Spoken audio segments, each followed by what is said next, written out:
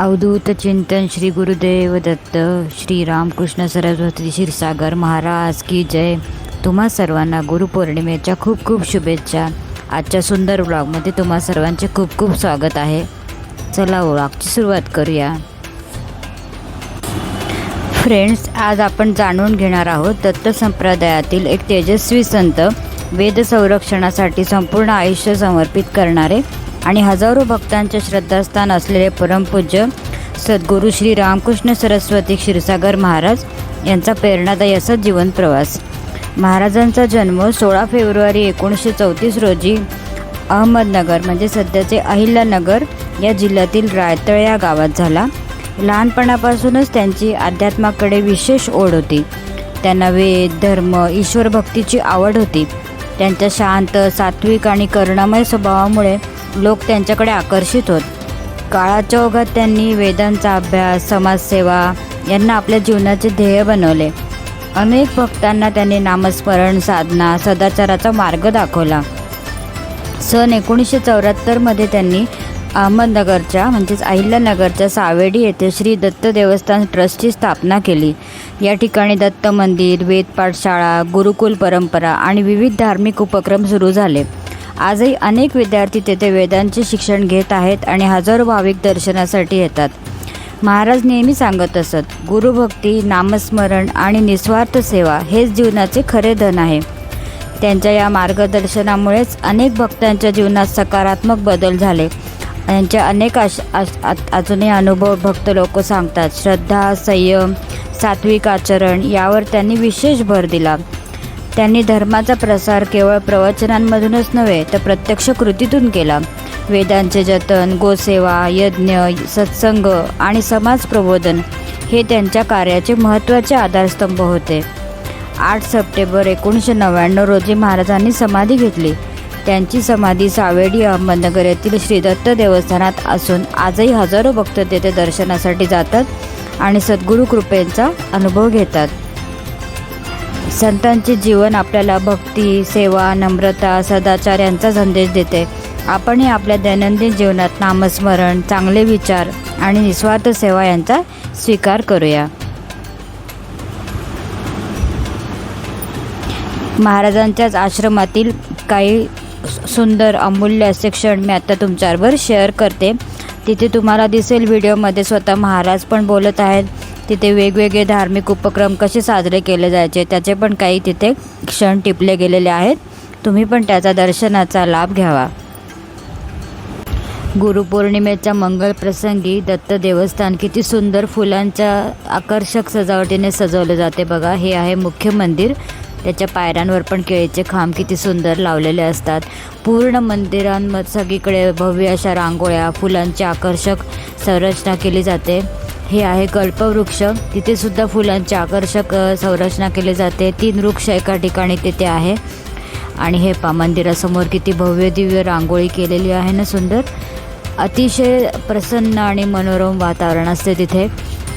तिथे गेलं की आपला घरी यायचा इच्छाच होत नाही, असं वाटतं तिथेच कायमस्वरूपी राहावं। हे फुलांची रांगोळी किती सुंदर काढली आहे। दरवर्षी भाविक मोठ्या प्रेमाने सगळं सुंदर मंदिर असं सजवतात। महाराजांप्रती त्यांचा तो सेवाभाव असतो आणि हजारो लोक दर्शनासाठी दरवर्षी अहमदनगरला येतात आणि त्यांची सेवा तिथे अर्पण करतात। हे आतलं गाभाऱ्यातलं प्रमुख खाली महाराज जिथे आधी बसायचे तिथलं हे मंदिर आहे। अतिशय सुंदर सोहळ्यात सगळी व्यवस्थित तिथे पूजा अर्चा चालवली असते नेहमी आणि वरती दत्तांची अतिशय विलोभनीय अशी मूर्ती आहे। खूपच सुंदर तिथे अगदी वाटतं आपल्याला।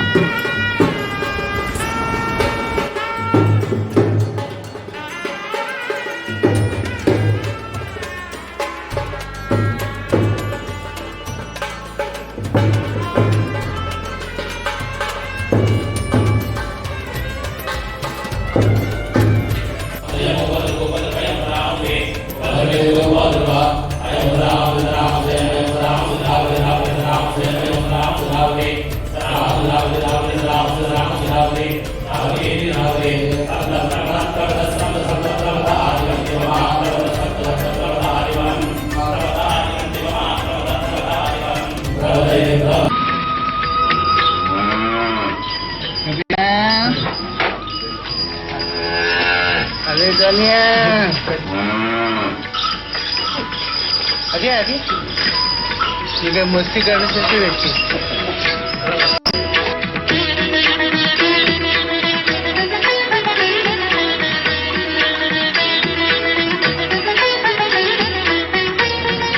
दिवसांची स्थापना झाल्यावर काही भाविकांनी अशी इच्छा व्यक्त केली की या ठिकाणी वेदविद्या शिकवावी. पण वेदविद्या शिकवताना हे गावाच्या बरंच लांब आहे, जवळजवळ 5 मैल लांब आहे. तर ते हे जेव्हा जमीन आम्हाला अर्पण केली त्यांनी, तर ह्या जमिनीचा सदुपयोग म्हणून आम्ही तपोवन निर्माण केलं आणि ह्या तपोवनामध्ये सगळ्यांना आनंद मिळावा, सगळ्यांचं चांगलं व्हावं ह्या हेतून हे स्थापन केलं. आणि या ठिकाणी एक मारुती मंदिर उभं केलेलं आहे, दक्षिणामुखी मारुती येतो. हा दक्षिणामुखी मारुती याचा अर्थ असा की भारताच्या दक्षिणेला लंका आहे आणि त्या लंकेवर विजय म्हणून त्यांनी आपलं नाव प्रसिद्ध केलं, म्हणून त्याला दक्षिणामुखी मारुती म्हणतात. की लंकेमध्ये विजय मिळवला, रावणाचा नाश करण्याच्या दृष्टिकोनातून त्यांची पावलं टाकली, सीतेचा शोध घेतला आणि म्हणून त्या मारुतीला दक्षिणामुखी मारुती म्हणतात. मारुती हा एकच देवता अशी आहे की दक्षिणेकडे तोंड केली असताना अतिशय प्रसन्न असते. बाकीच्या देवदेवता ज्या आहेत त्या दक्षिणेकडे मुख करून कोणी नाही, फक्त मारुती एकच शक्ती आहे की जे काळाचा काळ होऊ शकतो. आणि ह्या इथून या ठिकाणी मारुती देवालय निर्माण केलं आणि त्या ठिकाणी हनुमान जयंतीचा मोठा उत्सव होतो. हनुमान जयंतीला गावातले आपले जे भक्त आहेत ते सर्व येतात, त्याची उपासना करतात. इथे जे ठाणेकर आहेत त्या ठाणेकरांनी ही सगळी व्यवस्था केली, नाना प्रकारचे वृक्ष लावले, फुलझाडं लावले, अतिशय कष्ट केलेली व्यक्ती. त्या ठिकाणी मी 18 दिवस मुक्काम केले. पण आता ह्या दिवसेंदिवस म्हणजे प्रकृती साथ देत म्हणून येत. शंकराचार्यांना सुद्धा फार आवडलं. जनावर सांभाळतो ती गोधन ही आपली संपत्तीच आहे पूर्वापार. ते गोधन सांभाळतो, तिथे सगळे वटवृक्षाचे आहे, वल्ली वृक्ष हे सगळं सांभाळतो. त्याच्यात नोकर नेमलेले आहेत. तर ह्या सर्वांनी हे सगळं आपलंच नाही. तर संस्था जरी हे पाहत असते तर आपल्या सर्व भक्तांचं हे ठीक आहे. माझ्या नावावर जरी ते असतं, दत्त देवस्थानच्या नावावर, तर हक्क सगळ्यांचा आहे. आणि ह्या वनामध्ये मुद्दाम लोकांना मी परवानगी दिली, तुम्ही जाऊन पाहून या, गायांचं पहा. गाय सांभाळणं हा हे उद्दिष्ट नाही, पण गाय ही अतिशय सुरक्षणीय असते. मी जेव्हा नाथद्वारला गेलो होतो तर नाथद्वारला गेल्यावर गायीचा कळप पाहण्यासाठी गेलो. तिथं 1200 गायी आहेत. पण मी तिथं पोहोचल्यावर ह्या गाय जशा अंबरतात तशा त्या अंबरत. सोडल्यानंतर त्या सगळ्या माझ्या पैसे आल्या. गावडा घातला, त्याचे फोटो आहेत शाळेमध्ये. असं एक जनावर हे असं असतं की परिचयाशिवाय ते कोणा जवळ येऊ देत, पण माझ्या जवळ येऊन उभं राहिले. आणि माझ्या अंगाचा वास काय घ्यायला तर काय करायला. त्यांना जेवढं खाऊ घालता येईल तेवढं खाऊ घातला मी आणि तिथून निघालो. ही गाय हे सुलक्षणी मानली जाते की जिला सत्पुरुषांची जाण आहे. तिला माता म्हणण्यापाठीमागे हाच हितो की सत्पुरुषांची जाण आहे आणि तिच्या दुधापासून पोषणही चांगलं होतं. तर ह्या दुधांचा उपयोग आम्ही देवदेवतेच्या अभिषेकासाठी करतो. हे दूध शक्यतो आम्ही विकत नाही. आता कालमान परिस्थिती अशी विचित्र आलेली की फुकट द्यायला जर सुरुवात केली तर आम्हाला पावशेर सुद्धा शिल्लक राहायची. त्या दुधाचा विक्रय करून ते दूध ह्याच गायांचे पैसे ह्याच गायांसाठी वापरले जातात. पण मुद्दाम आम्ही त्या गाया सांभाळलेल्या आहेत. शक्यतो गाय विकत नाही. जर कालवड झाली तर सांभाळतो आम्ही. आज काही नाही म्हणलं तरी 15 जनावर आहे. या ठिकाणी सगळी फुलं झाडं लावली जातात. तीच फुलं देवासाठी उपयोगी येतात. आसपास कुठेही पाणी नाही. अगदी आश्चर्यकारक गोष्ट आहे. पाणी नाही कुठे. पण जे पाणी आहे ते सगळं खालं आहे. पण इथं जे पाणी आहे ते सर्वात गोड पाणी आहे. बोरिंगला पाणी लागलेलं आहे, विहिरीला पाणी लागलेलं आहे. अशी परिस्थिती आहे. देव याला म्हणतात. आजही देशातले परदेशातले असंख्य महाराजांचे भाविक सत्संग आयोजित करतात. कधी स्वतःच्या घरी, कधी मोठे हॉल घेऊन, पण दर रविवारी सत्संगाचे आयोजन असते. असंच एका भाविकांच्या घरी गिरगाव सत्संग होता, त्यावेळेचा टिपलेला हा क्षण.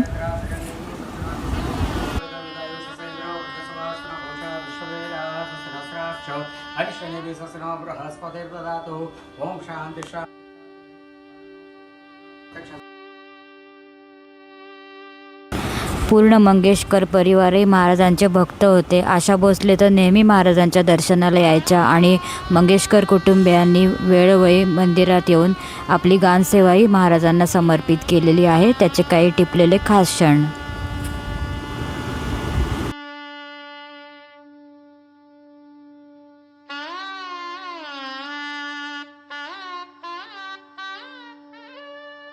स्थानात भारतीय सौर पंचांगाप्रमाणे येणाऱ्या तिथींवर हुकूम सर्व व्यवहार पाळले जातात. काही प्रमुख उत्सवही तिथींवर हुकूम साजरे होतात. श्री दत्त जयंती, श्रीकृष्ण जयंती,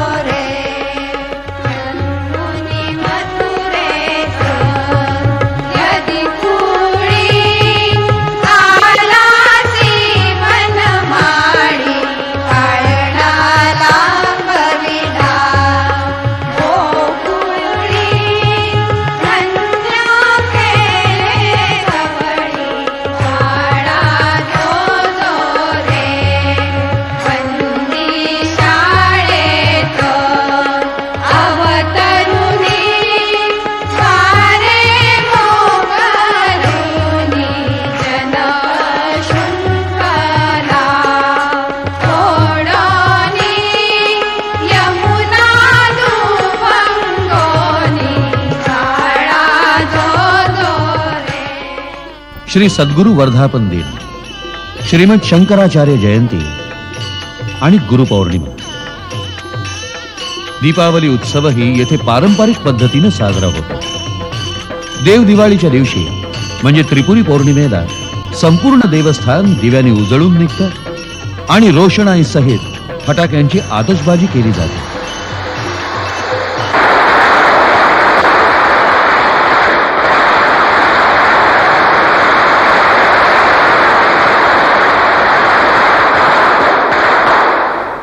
श्री गुरुदेवांचे देशोदेशी असंख्य भक्त आहेत. आपल्या भारतीय संस्कृतीमध्ये गुरुपूजनाची परंपरा दैवी गुरूंच्या परंपरेतून निर्माण झाली. गुरुपौर्णिमेचा दिवस म्हणजे गुरूंचं पूर्णत्व पाहण्याचा दिवस. गुरुपौर्णिमेचा उत्सव देवस्थानात मोठ्या प्रमाणात साजरा केला जातो. गुरुपौर्णिमा किंवा व्यास पौर्णिमा याचा अर्थ असा आहे की संन्याशाची परंपरा, जे संन्याशी आहेत त्यांच्या परंपरेत जे पुरुष आहेत त्यांची पूजा करण्याचा अधिकार अखिल मानवाला. गुरुपौर्णिमेला शिष्याचं मुख्य कर्तव्य म्हणजे गुरुदर्शन, गुरुपूजन आणि उपदेश ग्रहण. नगरला देवस्थानात आपल्या गुरूंच्या दर्शनाकरता असंख्य भक्त येत असतात. गुरुपूजनाचे अनेक प्रकार आहेत. गुरुसंबंध, गुरु आश्रमवास, गुरुतीर्थ प्राशन, गुरुप्रसाद, गुरु गुणगान, गुरु सेवा, गुरु चरण स्पर्श. त्याची चरणस्पर्श म्हणजे त्या पाठीमागचा हेतू असा की भक्तांची आणि शिष्यांची, गुरुची आणि शिष्यांची भेट व्हावी, हा एकच हेतू त्या पाठीमागे आहे. आतापर्यंत ज्या भेटी होतात त्या नेत्रस्पर्शाने होतात आणि त्या दिवशी ज्या भेटी होतात त्या चरणस्पर्शाने होतात. आणि चरणस्पर्श हा भक्तांना व्हावा म्हणून ती परंपरा सुरू ठेवली.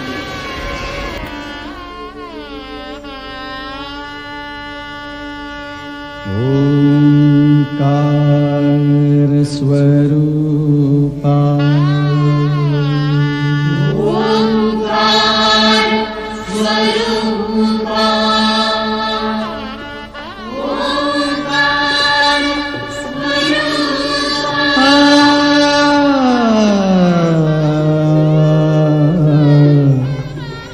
तुझ नमो तुझ नमो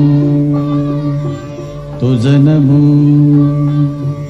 ओंकार स्वरूपा सद्गुरु समर्था ओंकार स्वरूपा सद्गुरु समर्था अनाथाच्या नाथा तुझ नमो तुझ नमो तुझ नमो तुझ नमो तुझ नमो ओंकार स्वरूपा सद्गुरु समर्था ओंकार स्वरूपा सद्गुरु समर्था अनाथाच्या नाथा तुझ नमो तुझ नमो तुझ नमो तुझ नमो तुझ नमो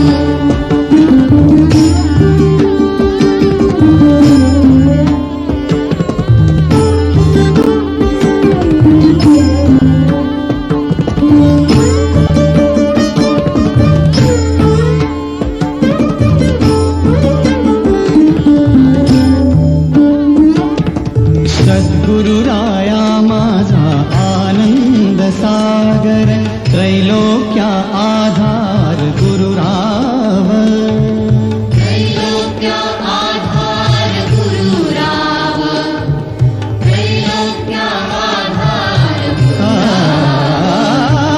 गुरुराव स्वामी असे स्वयं प्रकाश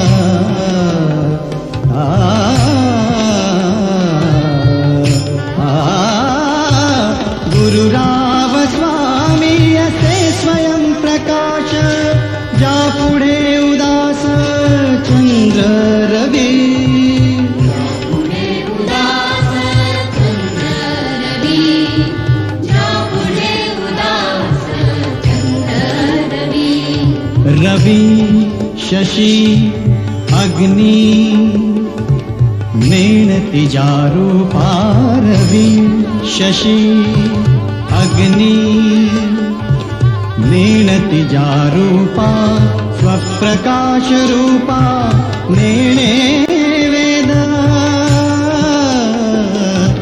स्वप्रकाश रूपा नेणे वेद स्वप्रकाश रूपा नेणे वेद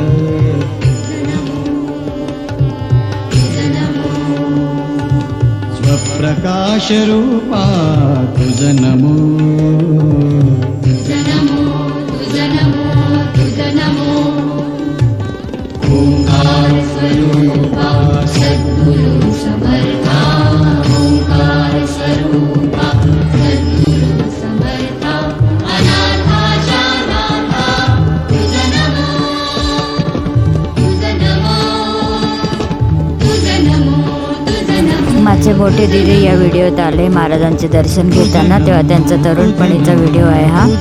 आज तेही हयात नाही आणि त्यांची आठवणी आम्ही अशी जपून ठेवली आहे. हाय हॅलो, शुभ सकाळ सगळ्यांना. अवधूत चिंतन श्री गुरुदेव दत्त श्री रामकृष्ण सरस्वती क्षीरसागर महाराज की जय. तुम्हा सर्वांना गुरुपौर्णिमेच्या खूप खूप शुभेच्छा.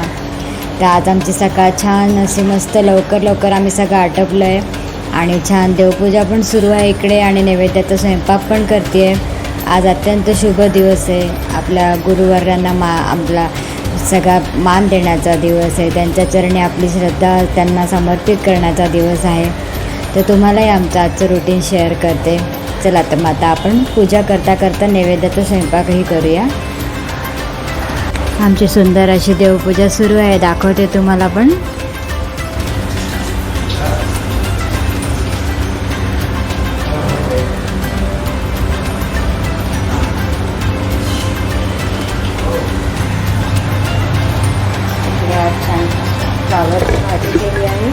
यांच्या डाएटनुसार आज साधा स्वयंपाक बनवणार आहे. गाजराची कोशिंबीर केली आहे. मी मस्त आता शिरा करायला घेते, तोही तुमच्याकडे शेअर करते.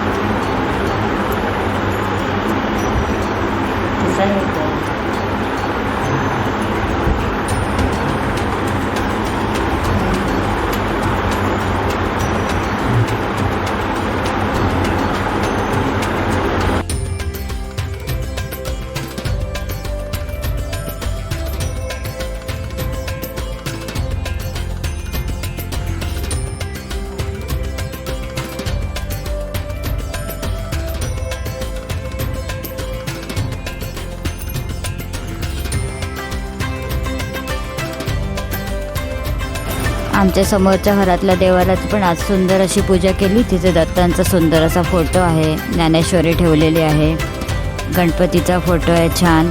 नंतर आमच्या कुलदेवतेचा फोटो आहे, महाबळेश्वर आणि खेडची देवी. तिथेही मनोभावे पूजा केली.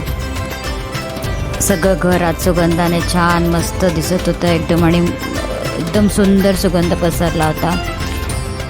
हा पण एका आमच्या मोठ्या सरांनी दिलेला फोटो आहे आम्हाला. समोरच्या घरातील हॉलमध्ये पण महाराजांचा अत्यंत भव्य असा छान मस्त फोटो आहे. फोटो म्हणजे ते एक पेंटिंग आहे महाराजांच्याच एका भक्ताने केलेलं, मसूरकर म्हणून आहेत ते. इतकं सुंदर आकर्षक महाराजांचं पेंटिंग आहे ते. अगदी सगळे भाव अगदी खरे उमटलेले आहेत त्या फोटोची. आम्ही मनोभावे पूजा केली. किती सुंदर प्रतिमा रेखाटली आहे बघा महाराजांची.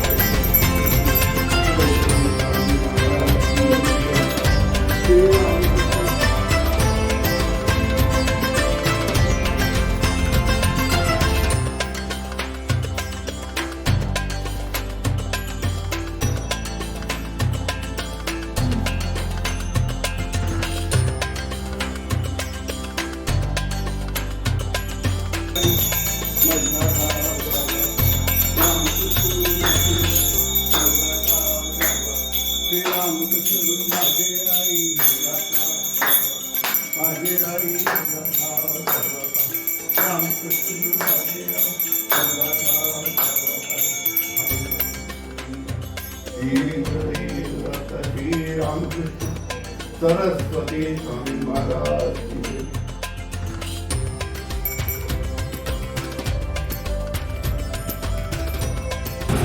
अशा रीतीने अत्यंत भक्तिभावाने आणि मनापासून आम्ही गुरुपौर्णिमेचा हा सण साजरा केला। महाराजांची यथाशक्ती पूजा केली, नैवेद्य दाखवला, आरती केली। तुम्हाला आजचा हा व्लॉग कसा वाटला, आवडला असेल तर लाईक करा, शेअर करा आणि सबस्क्राईब करा। तुम्हाला पुन्हा एकदा सर्वांना गुरुपौर्णिमेच्या हार्दिक शुभेच्छा। बाय।